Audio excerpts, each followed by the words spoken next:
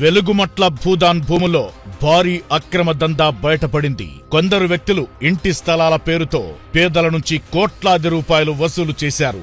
ఒక్కొక్కరికి 100 గజాల స్థలం ఇప్పిస్తామంటూ 5 లక్షల వరకు వసూళ్లకు పాల్పడ్డారు.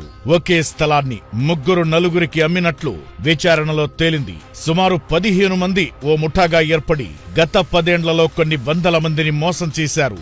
నిందితుల బ్యాంకు అకౌంట్లలో భారీ మొత్తంలో నగదు నిల్వ ఉన్నట్లు అధికారులు గుర్తించారు.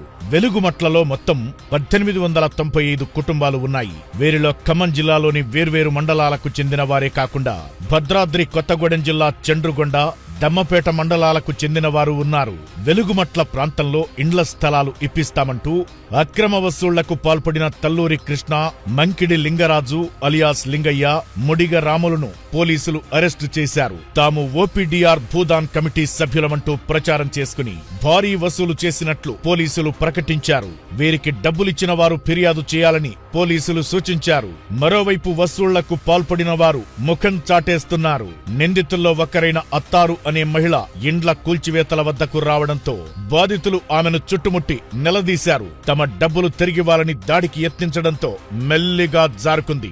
ఎర్రబాబు అనే వ్యక్తిని బాధితులు నిలదీయగా అతను పారిపోయాడు. భూదాన్ యజ్ఞ బోర్డు, రెవెన్యూ శాఖ చేసిన విచారణలో నకిలీ పత్రాలతో అక్రమ కేటాయింపులు చేసి పేదలను మోసగించారని తేలింది.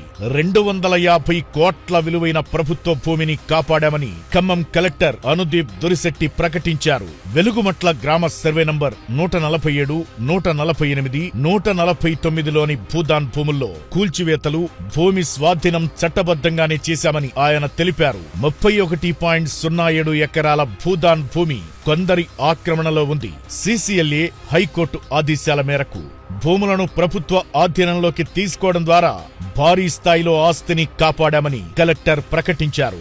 ఇవన్నీ కూడా మనం యాజ్ పర్ హైకోర్టు ఆర్డర్స్ వారు ఇచ్చినటువంటి డ్యూ ప్రాసెస్ ఫాలో అయ్యే మనము భూమిని కాపాడడం జరిగింది. ఇది 250 crores 250 కోట్ల విలువ గల భూమి. దీన్ని ప్రజా అవసరాల కోసం మనం వాడుకోవడానికి అవకాశం ఉంటుంది. మోసగాళ్లను నమ్మి నష్టపోయిన వారిలో అర్హులైన వారికి ఇందిరమ్మ ఇండ్లు కేటాయించాలని మంత్రి తుమ్మల నాగేశ్వరరావు అధికారులను ఆదేశించారు.